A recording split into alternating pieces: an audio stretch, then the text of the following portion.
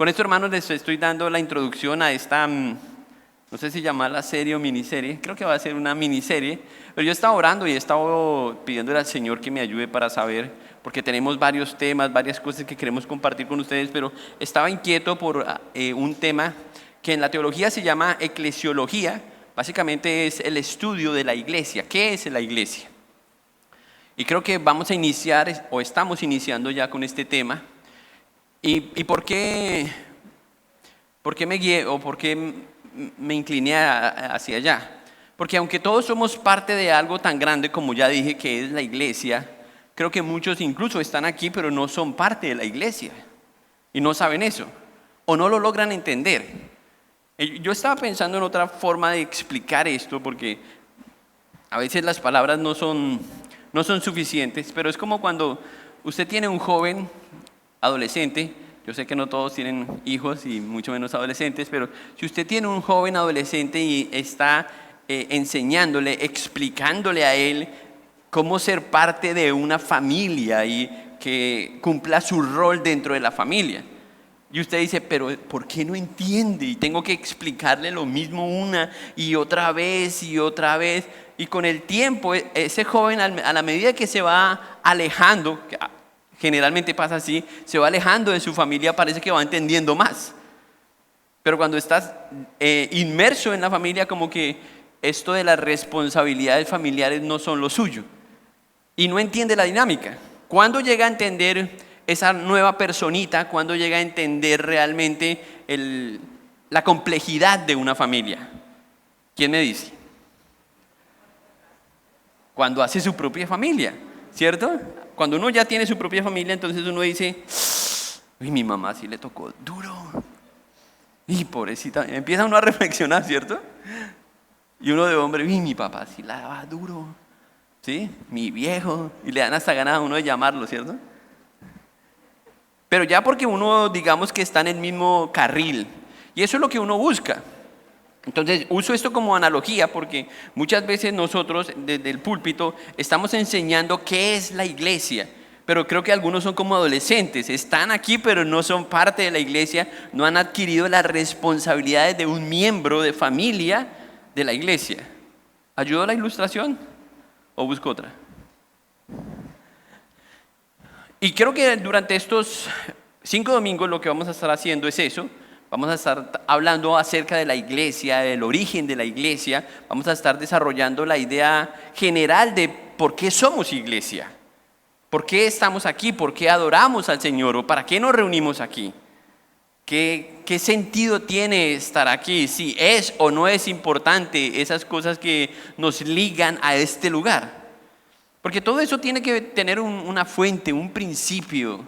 Y obviamente un principio divino. Otra vez, lo triste de esa realidad es que muchos no entienden eso y llevan años en iglesias, ¿sí? Pero no han logrado entender, en realidad no han encontrado su lugar dentro de la iglesia y temo que no están disfrutando de la iglesia, de ser parte de la iglesia.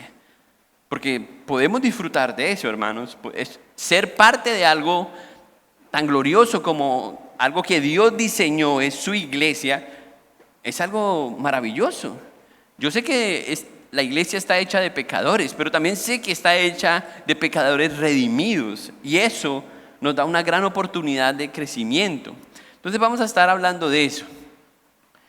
Yo creo que al entender un poco mejor este tema, vamos a estar explorando desde la misma boca del Señor Jesús lo que Él estaba pensando acerca del futuro de la iglesia y de lo que Él podía ver como iglesia.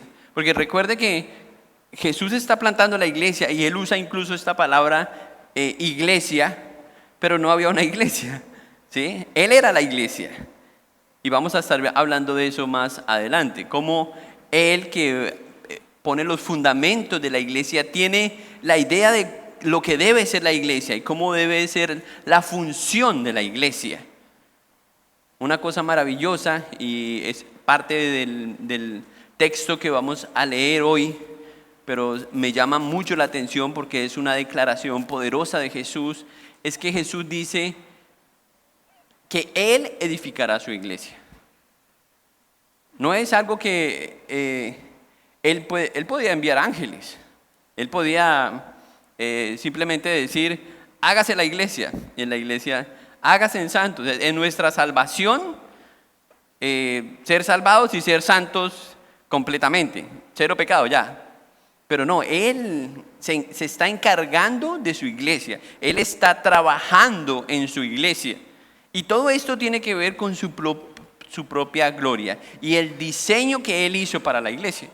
Pero otra vez, cuando estamos pensando en esto, ya se cruzan pensamientos y empieza uno pero y esto, pero aquello, y es eso lo que quiero hacer, que poco a poco en este tema de la eclesiología nosotros vayamos complementando la idea que tenemos cada uno de iglesia. Fíjese que incluso cuando nosotros decimos, vamos a la iglesia, ya la gente sabe dónde vamos a ir, pero hacemos incluso mal uso de esa palabra porque en la iglesia somos nosotros, este es el templo, el lugar de reunión. Entonces muchas de esas cosas todavía afectan nuestra comprensión acerca de qué es la iglesia, ¿sí? Y otra vez, si se quedan con el ejemplo de ese joven que no entiende lo que es su familia o una familia todavía, y todos estamos en un crecimiento o en un entendimiento de esa idea, pues el Señor puede ayudarnos. Bien, pregunta, ¿dónde nació la iglesia?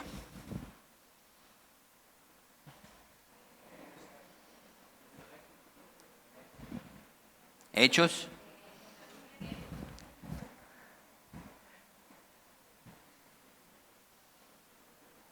Es una pregunta para usted y respóndala. ¿Qué tal que yo le dijera a usted que la iglesia nació en Génesis? ¿Ah? Pues sí, en Génesis 3:15 nació la iglesia. O sea, esto no era que Dios iba desarrollando su plan y de pronto dijo, ay, hagamos la iglesia. No. Inmediatamente el hombre pecó en Génesis capítulo 3, Dios dijo, necesitamos la iglesia. Qué locura, ¿verdad?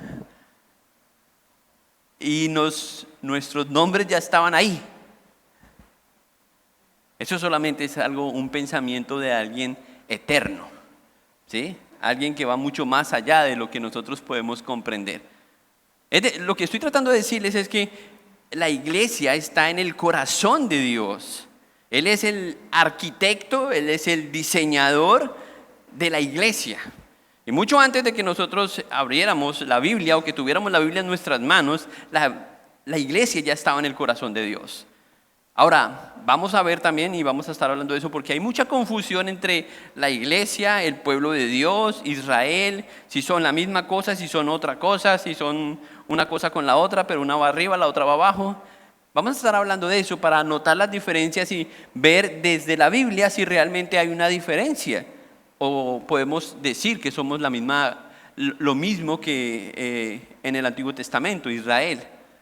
Vamos a estar hablando también de eso. No todo en este mensaje, pero vamos a estar desarrollando algunas de esas ideas durante esta serie. Bien, ahora por favor quiero que me acompañen, por ahora, me acompañen a Mateo capítulo 16. Mateo capítulo 16.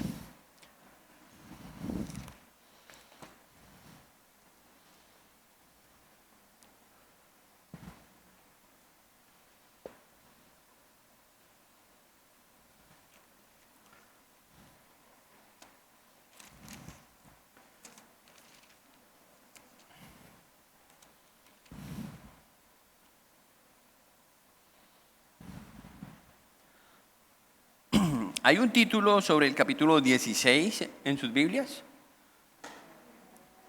Tenga presente ese título, ¿sí? Porque es en este escenario, en este contexto que Jesús va a hacer una proclamación de algo muy importante. ¿Ok? En este contexto en el que aparece el capítulo 16, un contexto de idolatría, un contexto de incredulidad, un contexto contrario al que hoy nosotros pensamos cuando hablamos de la iglesia. Vamos a leer el texto, pero no vamos a irlo haciendo por partes, no voy a hacerlo como usualmente lo hacemos, que leemos todo el pasaje. Si me permiten, voy a leer algunos versículos Voy a tratar de explicar algunas cosas que dice el texto y hacer algunas aplicaciones.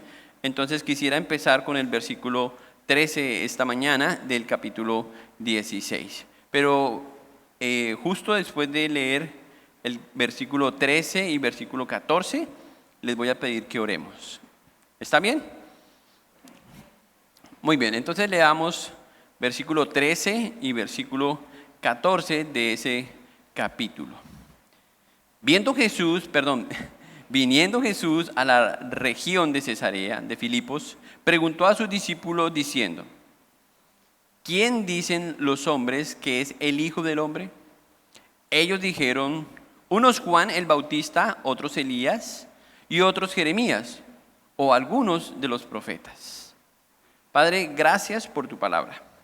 Creo que cuando pensamos en tu iglesia, Señor, tenemos una idea muy diferente a la que tú tienes, a la que tu Hijo Cristo tiene de la iglesia. Y lo que quisiéramos, Señor, a través de esta serie de predicaciones es poder unificar, Señor, esas ideas, que en nuestro corazón y en nuestra mente esté la misma idea tuya, Señor, acerca de tu palabra y de tu iglesia. Razón por la cual desarrollaste todo un plan, una estrategia, una visión, Señor, para alcanzar a muchos y hacerlos parte de algo tan glorioso como has llamado la iglesia. Padre, ruego que por favor nos ayudes para que nosotros podamos entender tu palabra, para que podamos aplicar tu palabra, que las aplicaciones que salgan hoy de mi boca, Señor, se alineen con tu palabra, Señor, y nos ayuden a comprender mejor, Señor, lo que ella ha querido comunicar, lo que tú quieres decirnos hoy. Así que, por favor, háblanos, quita cualquier obstáculo de nuestro corazón, si es nuestro propio orgullo, quizás sea nuestro cansancio, trabajo o exceso del mismo, lo que sea, Señor, que esté ocupando en este momento nuestra mente, ayúdanos a descansar en ti para poder escucharte. Rogamos tu asistencia en este mensaje y en lo que podamos escuchar, Señor, para llevar gloria a tu Hijo Cristo. En el nombre de Jesús oramos. Amén. Muy bien, entonces ya leímos 2 versículos y aquí en estos 2 versículos nosotros podemos empezar a contestar algunas preguntas de cómo es la iglesia, dónde nació la iglesia, ¿sí? O quién plantó la iglesia y por qué nadie puede destruir la iglesia. Porque es una cosa que han querido hacer siempre, acabar con la iglesia del Señor, ¿sí? Y obviamente no han podido. Jesús dice estas palabras después de estar viajando a una región que se llamaba Cesarea de Filipos. Pregunta a sus discípulos: ¿quién dicen los hombres que es el Hijo del Hombre? Ahora, noten que Jesús no está preguntándoles a ellos primariamente qué dicen ustedes, sino qué dicen las personas. Si hacemos una encuesta y usted sale ahorita con la misma pregunta y le pregunta a las personas qué piensan ustedes que es la iglesia, qué dicen acerca de Jesús, qué creen acerca de Jesús, yo creo que vamos a tener muchas respuestas diferentes, ¿sí? Una variedad de respuestas de acuerdo al bagaje y al contexto en el que cada uno esté. Pero Jesús hace esta pregunta no solamente con el ánimo de saber si ellos han escuchado o lo que han escuchado acerca de los demás, sino que la idea de Jesús es contrastar esta pregunta con la pregunta que él va a hacer más adelante, que es una pregunta más personal. Entonces lo que hace Jesús es que los lleva a este lugar, que era una ciudad completamente, en su momento era una ciudad pagana, influenciada por el helenismo, ¿se llama? Helenismo, sí. Y una ciudad donde había mucha idolatría. De hecho, es curioso ver ahí unos templos o unas ruinas de unos templos que eran los templos al dios Pan. No sé si sabían eso. De hecho, por eso, si ustedes miran en el contexto de este pasaje, Jesús en el mismo capítulo les da una lección a los discípulos hablando de la levadura. El lenguaje que Jesús está hablando acerca del pan y de la levadura en este contexto era por el lugar en el que él se encontraba, porque había mucha idolatría al respecto, ¿sí? Era un centro de adoración y los griegos pues decidieron adorar al pan, aunque ellos tenían toda clase de deidades. Yo creo que todavía algunos adoran el pan, ¿cierto? Sin darse cuenta, pero y no son griegos. A mí me gusta el pan, pero no tanto. Este era el contexto pagano en el que Jesús había llevado a los discípulos. Jesús estaba caminando a este lugar y habían templos a todo su alrededor, y Jesús está escogiendo este escenario donde se hace todo tipo de rituales y va a hacer la introducción o el anuncio más importante de su ministerio. O sea, él va a decir cuál es su plan de desarrollo, ¿sí?, para el resto de su ministerio. Esto es de lo que he venido hablando, a esto vine y en esto me voy a ocupar. Pero lo interesante es que escoge este escenario, esta ciudad, estos paganos que escuchen esta gran noticia. Y obviamente sus discípulos están ahí, ellos están con Jesús. Este es el lugar que Jesús escoge para hacer una de las preguntas más importantes que el ser humano debe contestar. ¿Quién dicen ustedes que es el Hijo del Hombre? Esta respuesta va a cambiar la eternidad de cada individuo. O sea, yo sé que el Señor no nos va a hacer una evaluación, un quiz cuando entremos al cielo, pero Él va a hacer la lectura de esta pregunta en el corazón de cada uno. ¿Quién es el Hijo del Hombre para cada uno de nosotros? Entonces Jesús dice, bueno, ¿qué dice la gente? Y que dijeron, algunos dicen que era Juan el Bautista.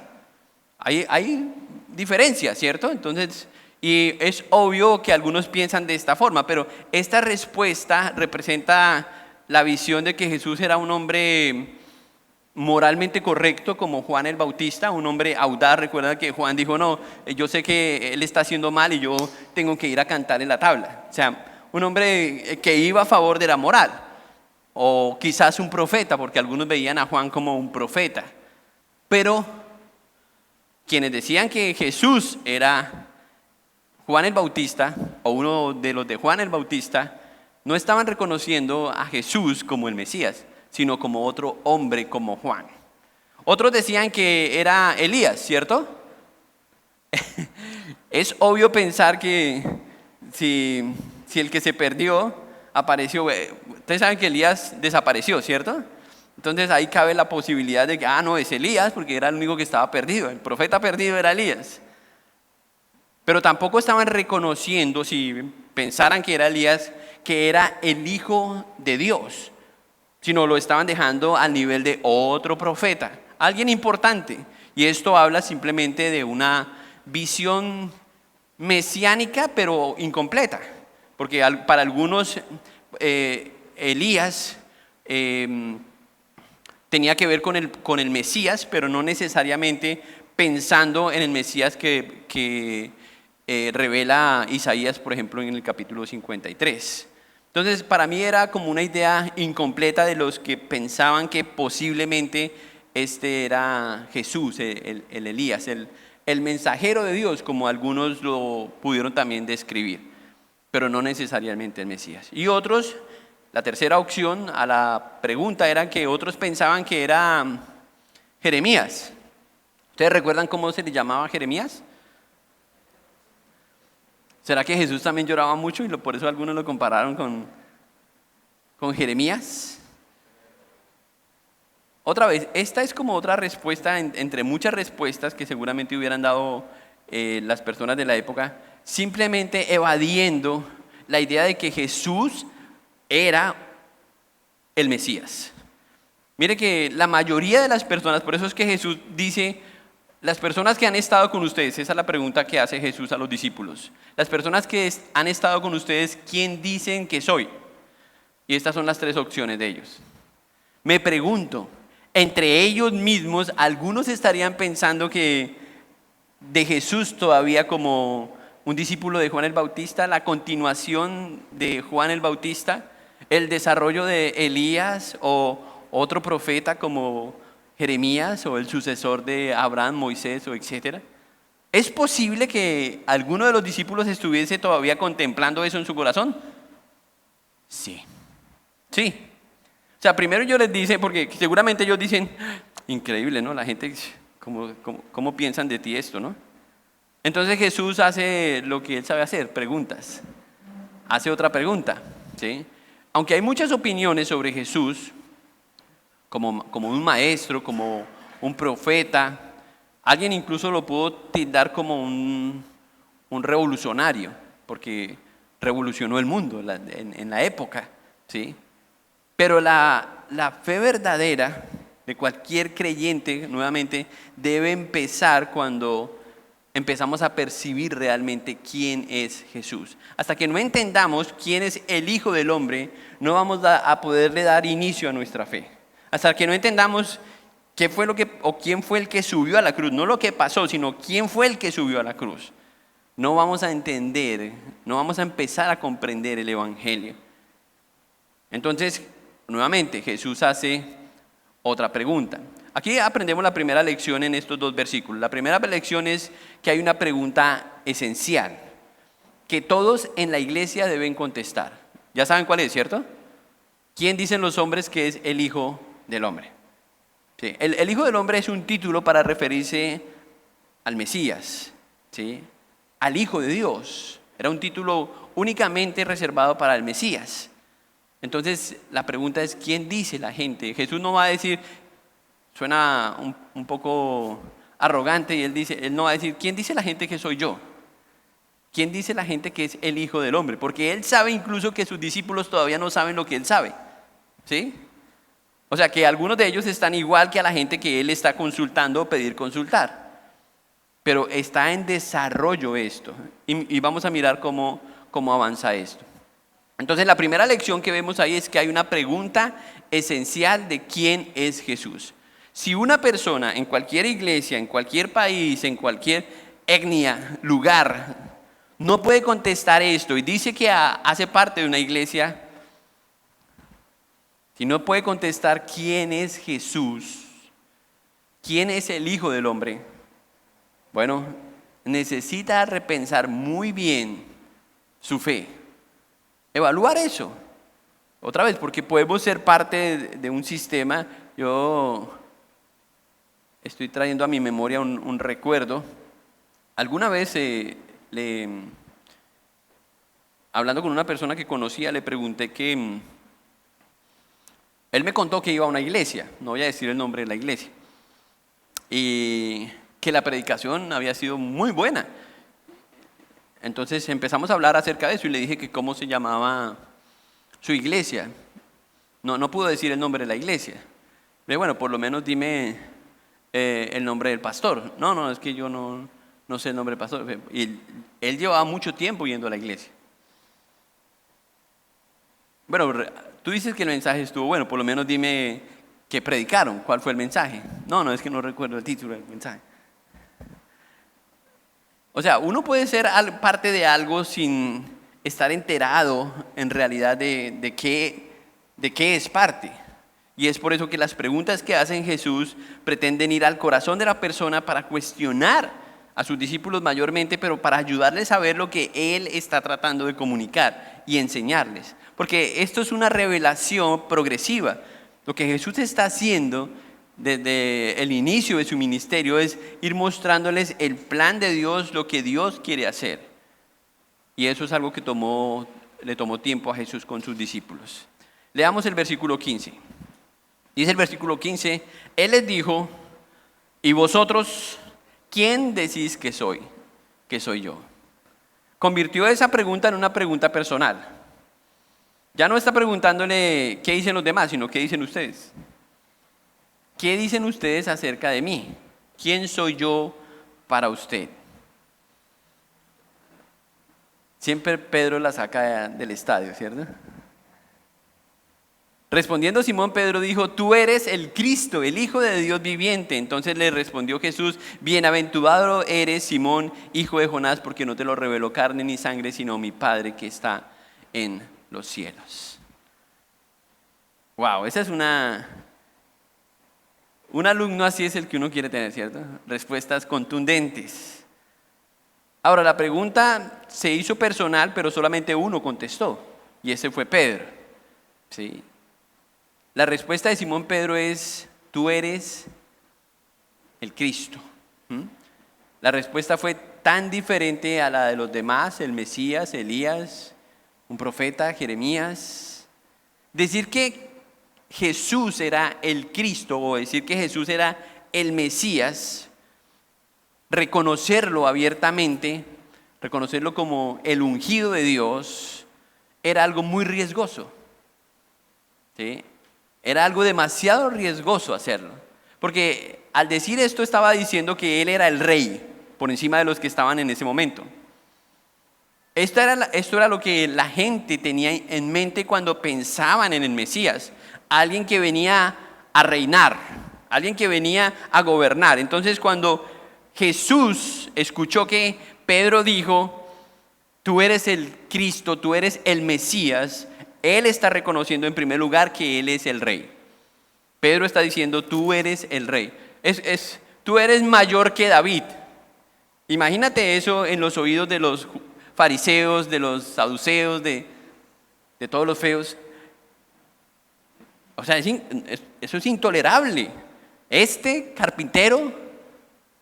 Pero eso era por eso es que la sorpresa de Jesús, entre comillas sorpresa, en la respuesta de Pedro es algo tan claro, porque eso es lo que Pedro está diciendo.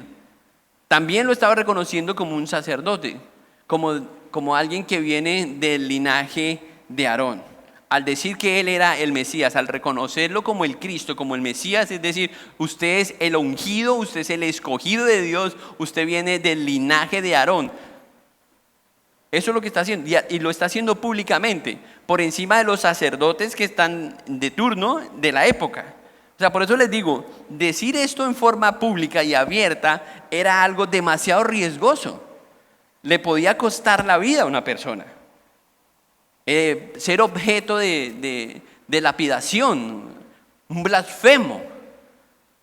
Y más en el momento en que se están dando estas preguntas.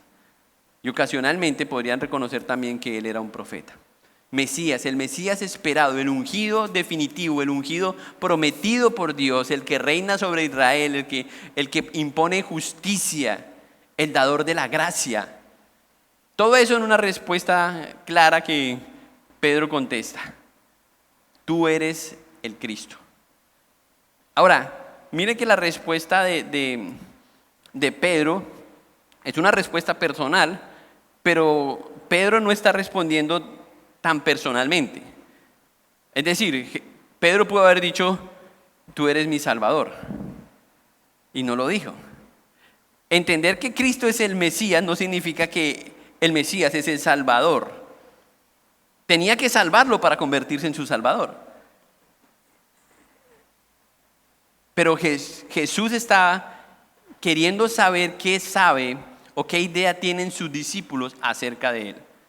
No solamente de lo que Él ha prometido hacer en cada uno de ellos, sino quién es Él.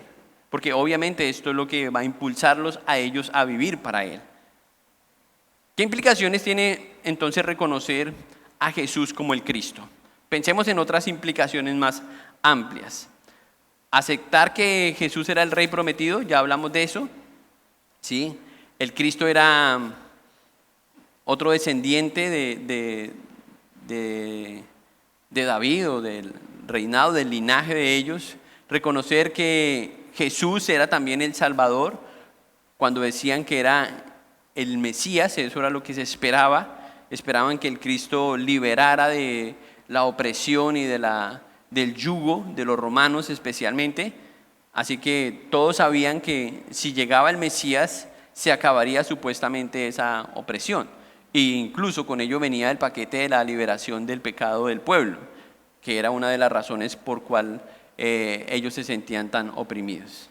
Aceptar que Jesús era el Mesías también cumple en sí mismo todas las promesas que el Antiguo Testamento había hecho acerca del Mesías. Al decir que Jesús es el Mesías, es decir, Él es el cumplimiento de las promesas de Dios. Eso era lo que estaba diciendo Pedro. También se somete a su autoridad. Si no reconoces que Él es el Mesías, pues tampoco vas a poder reconocer que tú estás por debajo de Él. Y de ahí que la respuesta a esta pregunta es tan importante. Es importante que hagamos una confesión pública acerca de nuestra fe y de quién es Jesús. Hace unos días yo me encontré con una señora, estaba esperando a alguien en un semáforo, entonces Dios me inquietó a hablar con una mujer que estaba ahí. De hecho tenía una venda en la pierna y se veía muy mal y estaba muy triste, y por eso fue que me acerqué a ella y intenté compartirle el evangelio. Y pues no fue tan difícil, honestamente. Pero ella me dejó una cosa clara desde el comienzo de la conversación. Ella me dijo: yo soy de la Pentecostal Unida de Colombia. Antes de que yo le dijera cualquier cosa. Entonces yo le dije: qué bien, me parece bien. Entonces podemos conversar acerca de Jesús. Me dijo: sí, podemos conversar acerca de él. Y estuvimos charlando unos minutos y pues es inevitable que uno llegue a la Trinidad con un Jesús solo. Y cuando yo terminé de hablarle de la eternidad, me dijo: eso es lo que yo creo. Y le dije: pero tú dices que eres Pentecostal Unida de Colombia. Me dice: sí, pero no sé por qué, si yo también creo en la Trinidad, como usted me la acaba de explicar. Y le pregunté acerca de Jesús. Y ella creía en Jesús. Y estaba creyendo en la Trinidad. Entonces, obviamente le hice una invitación a que pensara en el lugar en el que estaba. Pero miren que hay personas que pueden incluso tener la idea correcta acerca de Jesús, pero no estar cerca a Jesús para seguir creciendo en su fe. Y eso es algo pues que me asusta a mí, porque esto incluso puede ser una sensación o una idea de que trae paz a las personas, tranquilidad, por solamente entender las cosas, entender quién es Jesús, entender que Él es el Mesías, entender lo que va a pasar, pero desligar eso que yo entiendo de lo que yo vivo, de mi fe, de la forma en que yo practico mi fe, de la forma en que yo vivo el evangelio, el lugar que yo escojo para predicar o no. Muchas personas me dicen, y esto fue otro hombre otra semana, de hecho voy a revisar que no esté aquí, que lo invité y dijo que venía hoy, pero él me dijo: llevo mucho tiempo sin ir a una iglesia y no quiero ir a ninguna iglesia. Y tuvimos otra charla acerca de eso, porque desligan lo que creen acerca de la forma en que tienen que vivir su fe.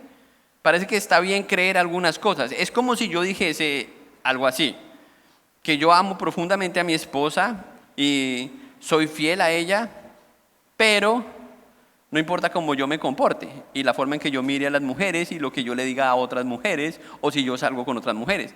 ¿Hay coherencia en eso? Obvio que no. Y es la forma en que nosotros podemos creer en algunas mentiras y engañarnos. Y por eso es tan importante, es fundamental tener muy claras las preguntas que Jesús hace. Un día que usted no tenga nada que hacer, un sábado en la tarde, usted coja los evangelios y saque todas las preguntas que Jesús hizo y trate de contestarlas. Jesús no preguntó por preguntar, ¿sí? Son buenas preguntas, son preguntas, especialmente esta, que van a hacer una diferencia entre el hoy y la eternidad. Son preguntas que hacen la diferencia en la vida de una persona. Entonces Jesús está escuchando a Pedro y obviamente me imagino que hay una sonrisa en la cara de Jesús, porque Él sabe dónde está Pedro y sabe que Pedro está diciendo correctamente lo que significa el Hijo del Hombre. Él sabe eso, pero también sabe lo que hay en el corazón de Pedro, ¿sí? Para Pedro decir esto era exponerse a muchas cosas, a burla, a rechazo, exponerse a muchas cosas. Pero lo más importante que Jesús quería no es que la gente diga: yo soy cristiano, ¿sí? O yo creo en Cristo, o yo creo en el Mesías, sino que su vida sea acorde con eso que él cree. Porque no creo que haya otra tarjeta de presentación mejor que su propia vida, para que otros se den cuenta realmente sí o no. Por eso Jesús le dice: bienaventurado eres, Simón, Pedro, hijo de Jonás. ¿Pero por qué es bienaventurado?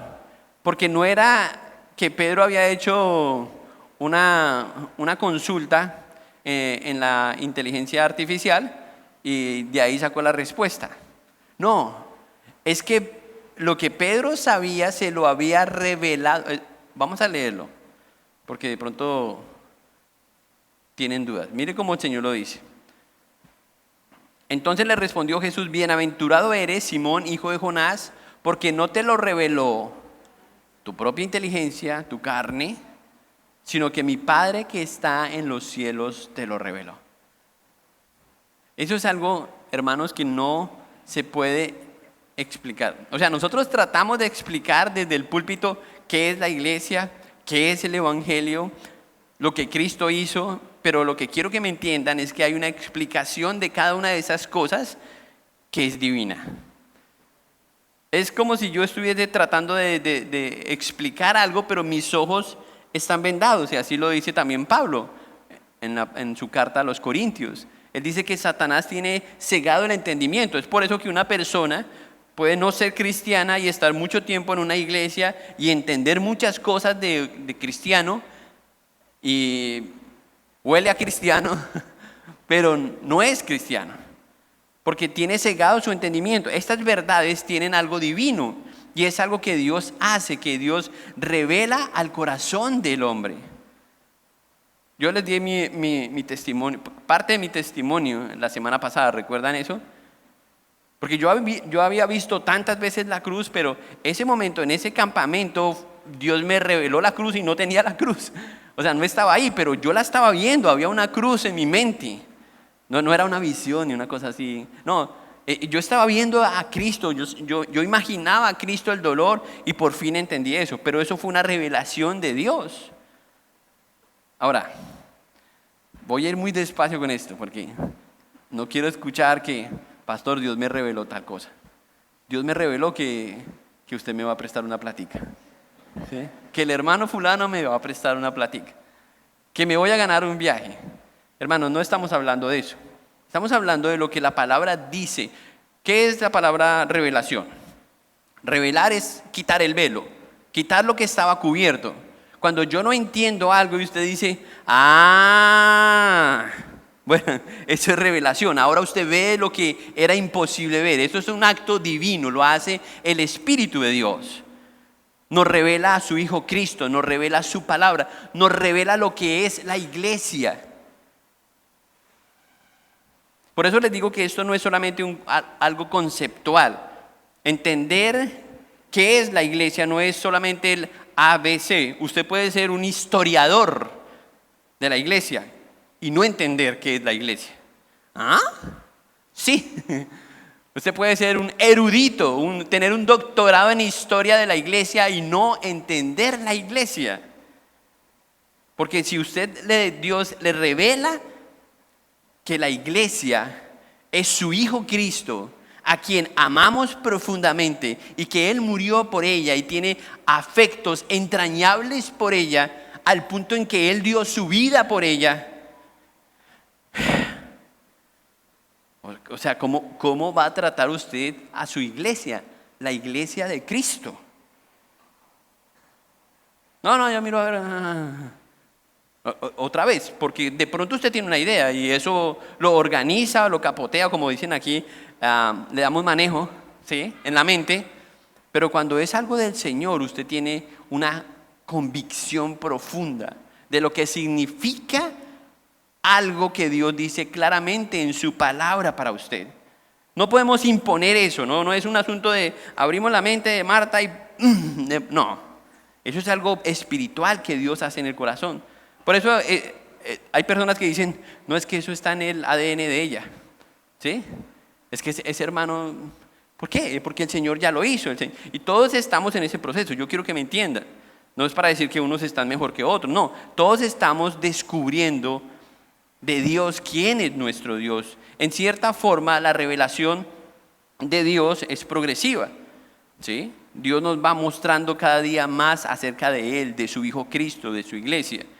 El acto de El acto de su Hijo Cristo, más bien el acto de su Espíritu, el Espíritu Santo, lo que hace es que nos ilumina para que nosotros podamos entender la revelación. Es decir, nosotros tenemos un pasaje aquí, lo leemos y el Espíritu Santo viene sobre nosotros, no como algo místico, algo especial, algo que vuela o algo así, nada, solamente que está en nosotros y nosotros, entendemos lo que la palabra dice.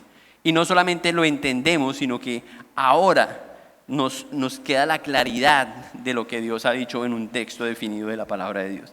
Eso es. Entonces, Pedro está contestando, Pedro está en esa misma dirección, contestando esta pregunta acerca de Jesús. ¿Quién es Jesús?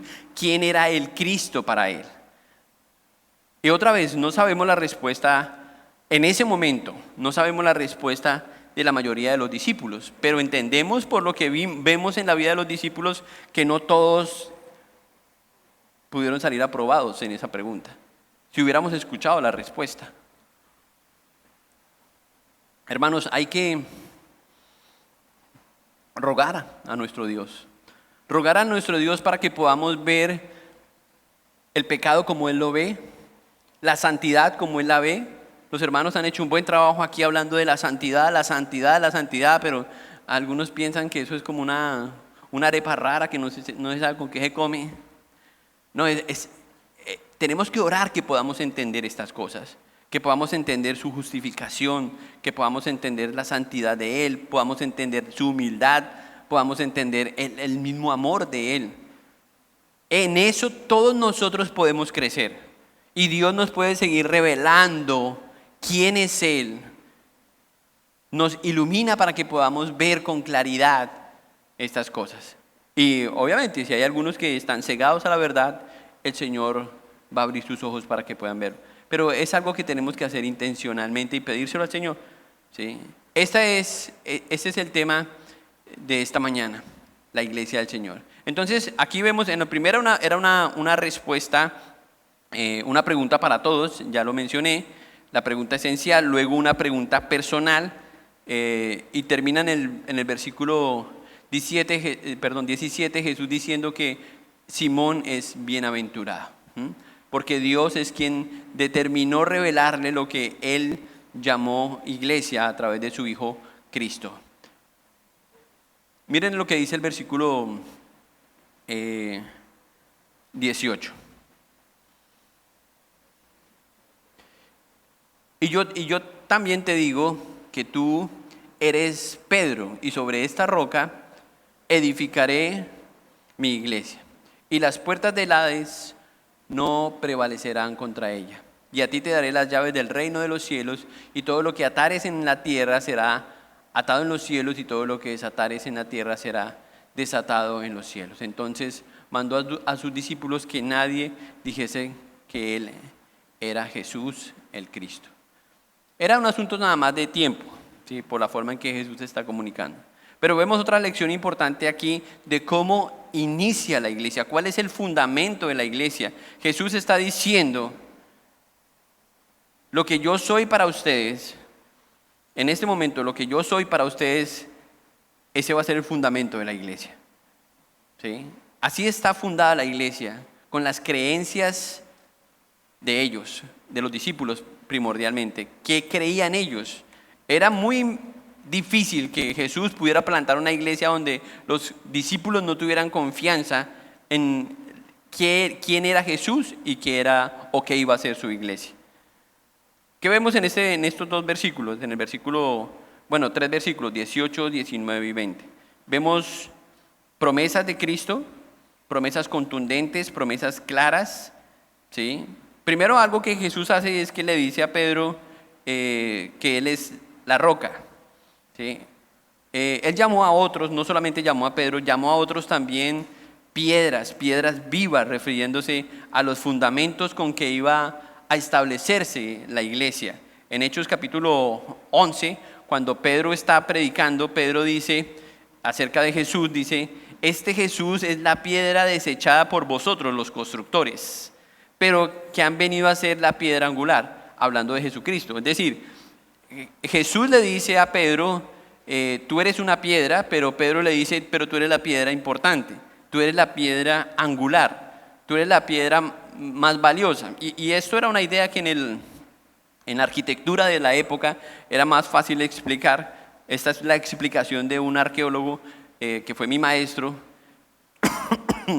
Él decía que en la arquitectura o en la arqueología hebrea, la piedra angular era la piedra que estaba sobre las puertas. ¿Recuerdan cómo son las puertas? Los arcos de las puertas que van así. Cuando usted va armando el marco de la puerta con otras piedras, la piedra que está en el centro es la piedra que le da el equilibrio a toda la puerta. Esa es la piedra angular. Sin esa piedra, ¿qué pasa con otras piedras? Se caen, se derriba. Entonces, cuando Pedro está predicando eso allá en Hechos, capítulo 4, él dice, sí, yo soy una piedra, pero también Cristo es la piedra angular, Él es la base, Él es la piedra más valiosa de eso, hablando de los cimientos que Cristo iba a hacer para construir la iglesia. Eso es lo que escuchamos de Pedro, la piedra principal. Y en Efesios capítulo 2, versículo 20, cuando hemos leído varias veces este pasaje, que el fundamento de la iglesia son los apóstoles, cuando dice eso también está haciendo referencia a lo mismo, como otra piedra o parte del fundamento, pero no es la piedra angular, no es la piedra principal. Porque ese pasaje en Efesios 2:20 es tomado por la Iglesia Católica para decir que el fundamento de la iglesia son los apóstoles. No, es como lo que está diciendo Jesús aquí a Pedro. Pedro, tú eres una piedra, pero yo soy otra piedra. Y el juego de palabras, lamentablemente en el español no es tan claro, pero en el griego es un poquitico más claro porque es como si Jesús le dijera, tú eres una piedrecita, pero yo soy la roca. ¿Sí? O sea, hay un lenguaje de palabras que Jesús usa ahí para describir simplemente que entre tú y yo somos piedras vivas y que esas piedras vivas van a ser la forma en que Él va a construir la iglesia.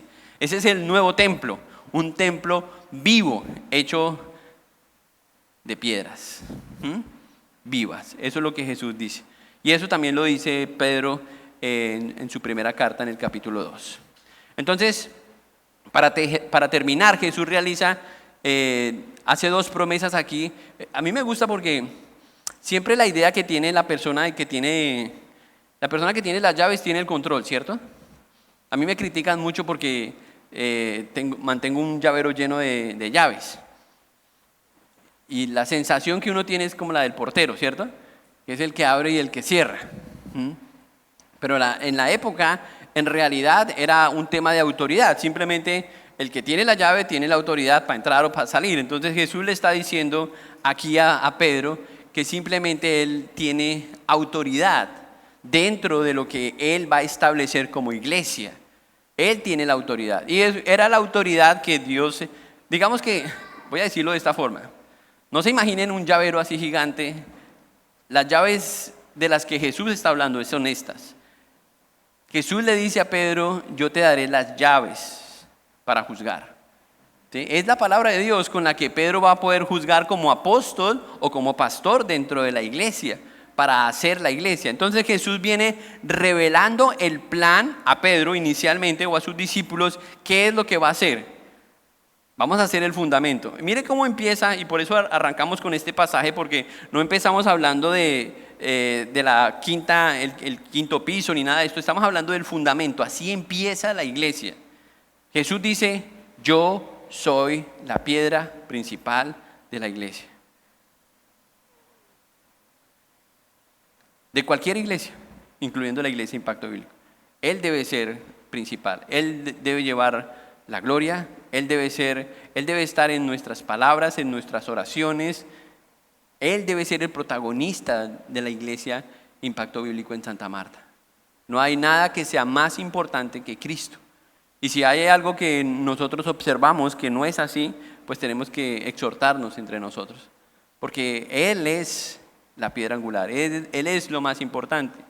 Las iglesias no están hechas para entretener, para distraer a las personas, para hacerlos pasar un buen rato el domingo en la mañana, no. Son para adorar a aquel que fue a la cruz, a Cristo. Para adorarlo a Él por lo que Él hizo por nosotros. Esa es la iglesia, el cuerpo de Cristo. Entonces vemos aquí como el Señor le dice, y a ti te daré las llaves de los cielos, y todo lo que atares en la tierra será atado en los cielos, y todo lo que desatares en la tierra también será desatado en los cielos. Entonces mandó a sus discípulos a que nadie supiese de esto. La iglesia no es una invención de hombres, es una edificación divina, con un plan divino, con unos diseños divinos que Dios va a desarrollar y que Dios ha venido desarrollando. ¿Saben una cosa? Dios no ha terminado con la iglesia. Nosotros tenemos una idea ahora de la iglesia. ¿Cómo es la iglesia? O sea, que las iglesias hacen esto, las iglesias hacen esto, las iglesias hacen aquello, ¿sí? En definitiva, no tenemos todos la misma idea de lo que es la iglesia. Pero ¿saben una cosa? Cristo prometió venir por su iglesia. Y Él tiene un plan que va a desarrollar fuera de estas paredes con su iglesia. Y está desarrollando ese plan. Por eso es que Él dice, las puertas del Hades no prevalecerán contra ella. El Hades es el lugar de muerte, la muerte. La iglesia es invencible. Suena bonito eso, ¿cierto? Nadie puede acabar con la iglesia. Hermanos, la iglesia no es un negocio de hombres, bueno, algunas sí, y por eso hemos visto iglesias que cierran y abren, pero una iglesia donde Cristo sea el centro de ella, es un lugar que va a estar para siempre, porque su promesa está con nosotros de que nada va a prevalecer en contra de su iglesia y que Él la va a edificar. Aquí están sus promesas, que Él va a edificar su iglesia, que Él va a cuidar su iglesia. Esas son las promesas que Él hace aquí en este versículo. Nada va a poder contra ella.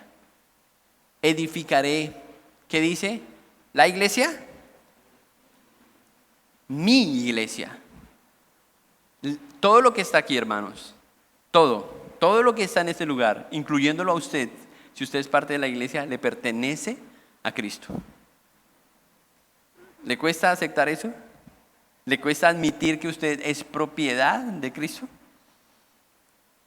Eso es su iglesia.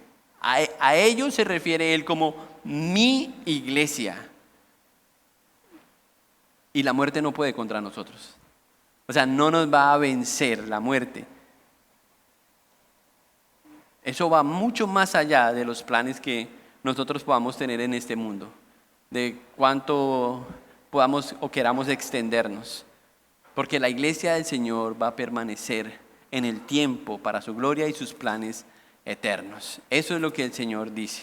Así que podemos tener mucha confianza en las promesas que Él hace acerca de su iglesia, en las personas que Él ha llamado a ser parte de la iglesia, piedrecitas, rocas pequeñas, para conformar la iglesia del Señor y tener conciencia de que Él va a cuidar de esa iglesia.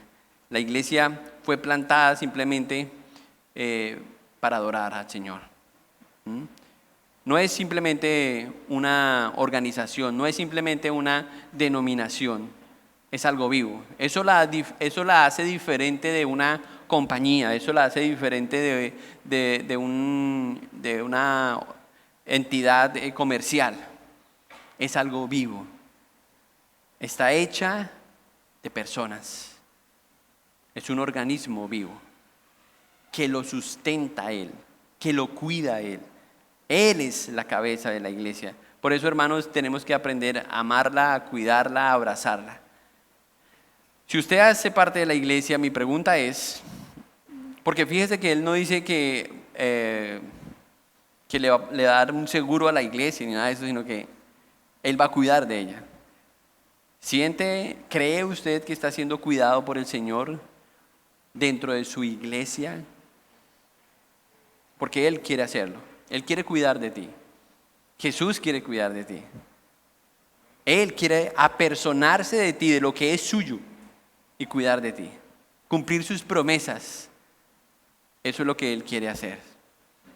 Si solamente usted tiene la idea de ser parte de una organización, hoy le hacemos una invitación para que sea parte de algo más grande, de algo maravilloso, de algo espiritual, de algo eterno, de algo que no tiene solamente el sello de los hombres, sino el reconocimiento de Dios. Una confesión correcta de Cristo hace la diferencia. Una confesión. Pastor, pero es que yo todavía no soy miembro de la iglesia. Sí, puede ser que no sea miembro de la iglesia local, pero lo más valioso es que sean miembro de la iglesia universal. Y esto inicia con la declaración cuando usted dice, Él es mi Cristo, Él es mi Salvador, Él es el Mesías y para Él vivo.